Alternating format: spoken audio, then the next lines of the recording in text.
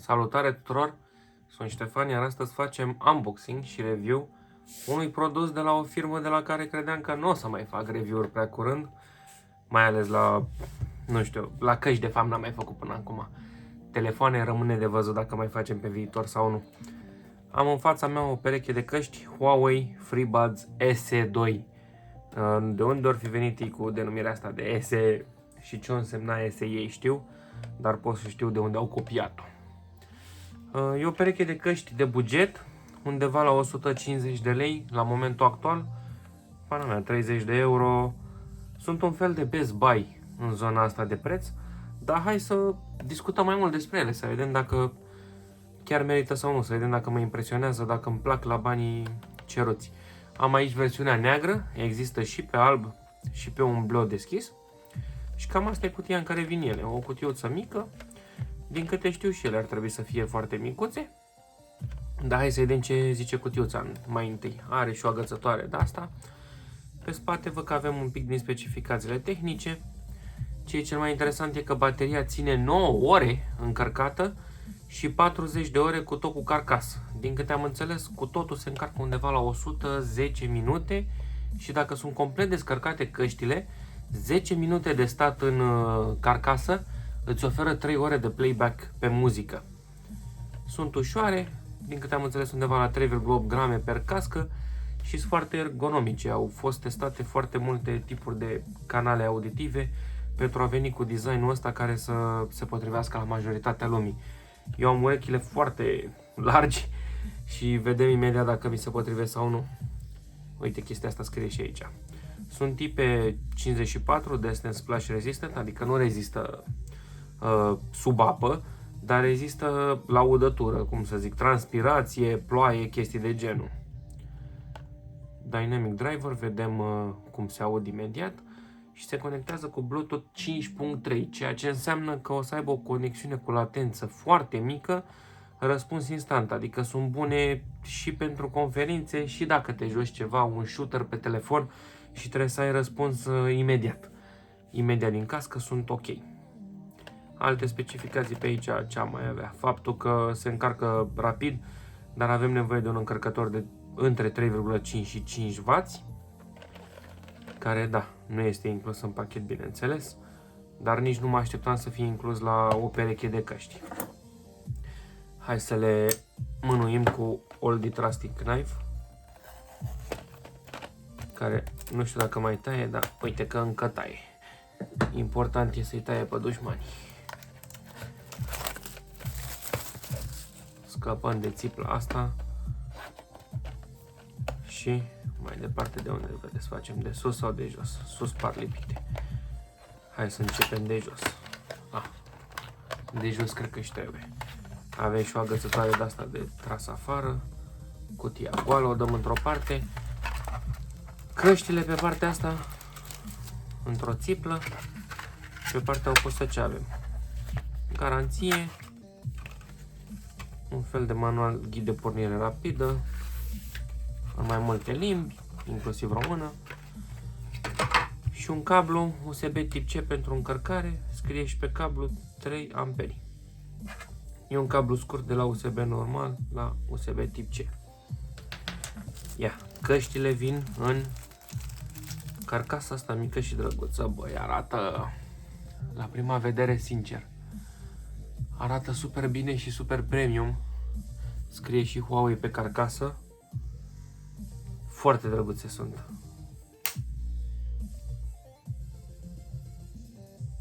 Am deschis ușița, s-a aprins becul ăsta de la carcasă și presupun că așa va trebui să le și conectăm. Ia să vedem, avem un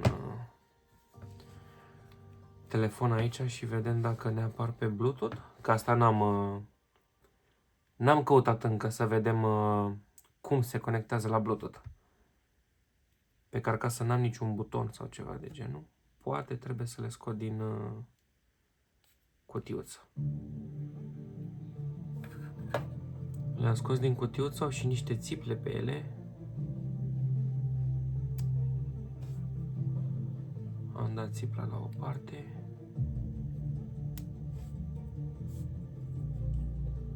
Hai mă.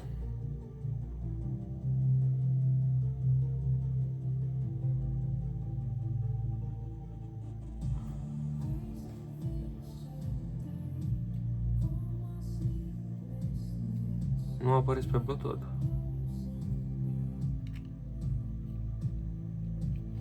Ia că le băgăm înapoi în cutiuță.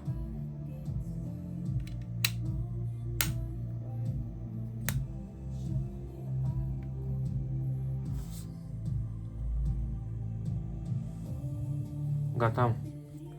Huawei FreeBuds SE2. Se asociază direct din cutiuță, dar nu știu de ce, cred că trebuiau date jos stickerele alea. Solicitare de asociere, ok. Ne arată și energia lor, au 100% baterie căștile pentru apeluri și audio. Acum că le-am conectat, hai să ne uităm puțin la ele. Le scoatem din cutiuță și seamănă foarte mult cu AirPods-urile, bineînțeles. Doar că sunt negre. Măi, și sunt foarte mici. Sunt chiar foarte mici. Sunt o idee mai mici decât AirPods-urile. Au niște conectori metalici jos pe unde se încarcă. Sunt chiar foarte drăguțe și ușoare. Dar în același timp sunt dintr-un plastic tare. Sincer, se simt foarte calitative și premium în mână. Mai ales având în vedere că au fost 150 de lei. Iau, destul și de grele. Și cutiuța e destul de hefty. Are vreo 30 de grame. Suport special pentru fiecare căscuță. Și în partea de jos, portul de încărcare USB tip C. Cam asta e tot, adică super basic, super simple. Ia să dau eu drumul la ceva melodie să le bag în ureche, dar în primul rând vreau să le bag în ureche să văd cum se simt. Mă, și au început direct pe muzică. Au dat drumul direct la muzică. Dar nu am cum să vă arăt din unghiul ăsta. Dar eu am urechile largi și stau foarte bine în urechile mele. Nu vor să cadă deloc. Chiar mă bucură chestia asta. Chiar sunt foarte confortabile și nici de bine le simt în ureche. Ia. Dau din nou drumul la muzică.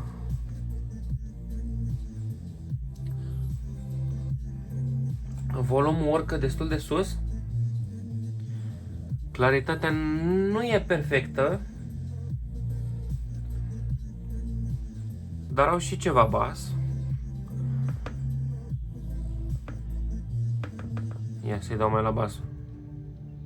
Mamă, basul e așa cald și plăcut. Nu știu cât se aude, dar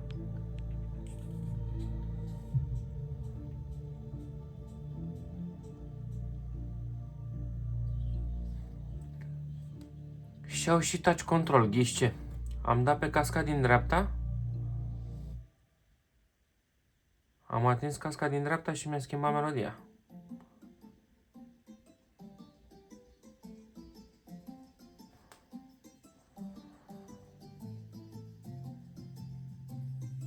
Am oprit melodia. I-am dat drumul.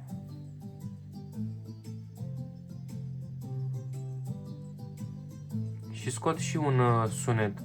Apeși pe ele să opresc, știi? Uite. Se tot oprește melodia.